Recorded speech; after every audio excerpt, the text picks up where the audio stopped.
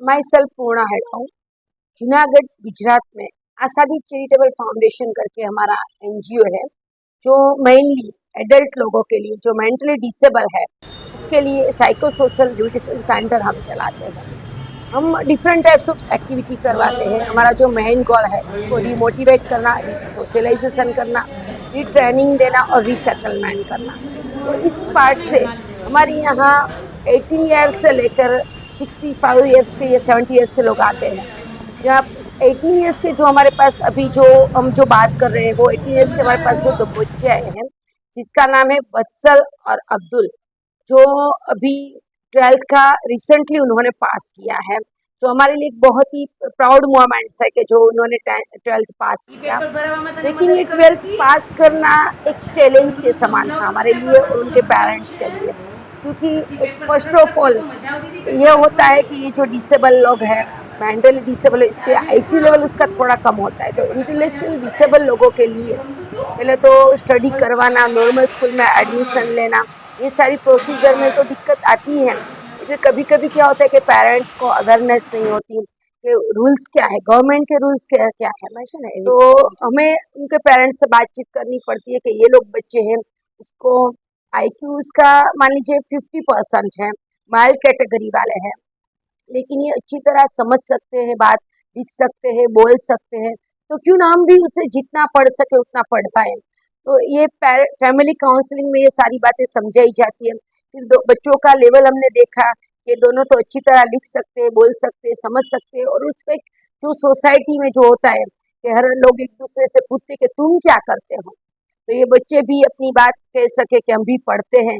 ये उसका जो एक सोल सेटिस्फेक्शन होता है, ये बहुत रोल जो रहते हैं। हमारा जो एम है रिहेबिलिटेशन का कि उसको इंडिपेंडेंट बनाना, सोसाइटी में आम लोगों के जैसे वो लोग जी सके ऐसा बनाना है।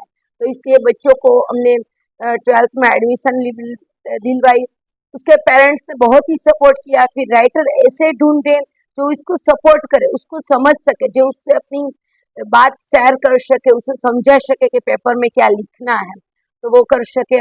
और उसके 20% से गवर्नमेंट के रूल के हिसाब से ये लोग 20 मार्क पासिंग मार्क्स से भी पास हो सकते, ये बात उसको समझाने में आई तो समझ सके। तो चलो हमारे बच्चे 70-80% लाए या कोई डिस्टिंक्शन लाए, ऐसी एक रेस में हमें नहीं दौड़ना, लेकिन हमारे बच्चे भी नॉर्मल बच्चों की तरह पढ़ सकते हैं, ये बहुत ही बड़ी गर्व की बात है। ये बात समझाई तो ये बच्चों के लिए भी बहुत खुशी के आनंद की बात है कि चलो हम भी पढ़ते हैं, हम भी पढ़ने जाते हैं।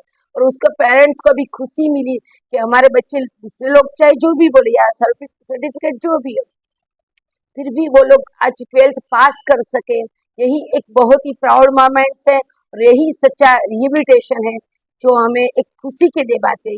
और उसके लिए हमारे स्पेशल एजुकेटर, साइकोलॉजिस्ट, हमारी जो आसादीप की पूरी टीम है, तो वो उस पर बहुत ही दिल लगा के उसमें मेहनत की, उसके फैमिली को भी समझाया, स्कूल्स के टीचरों से भी बातचीत की और एक सपोर्ट वाला एक माहौल बनाया, और उस हिसाब से ये लोग पढ़ सके, जो हमारे लिए बहुत खुशी की बात है।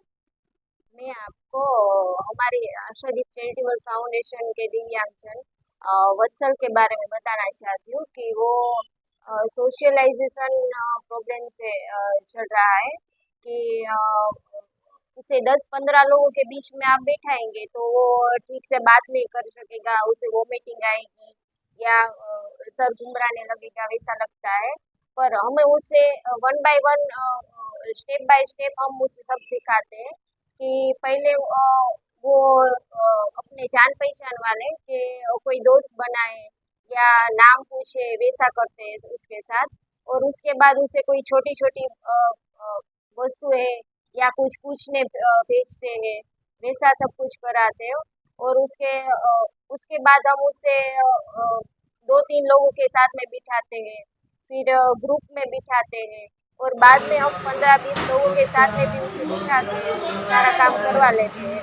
और उसके जो पढ़ाई में हमें उसे आगे बढ़ाना है, उस बात में हम किसी तरह से उसे जो सब्जेक्ट पसंद है, जैसे कि गुजराती, इंग्लिश है, वो उसे अच्छा लगता है, तो उसी में हम पढ़ाई भी उसकी कराते हैं।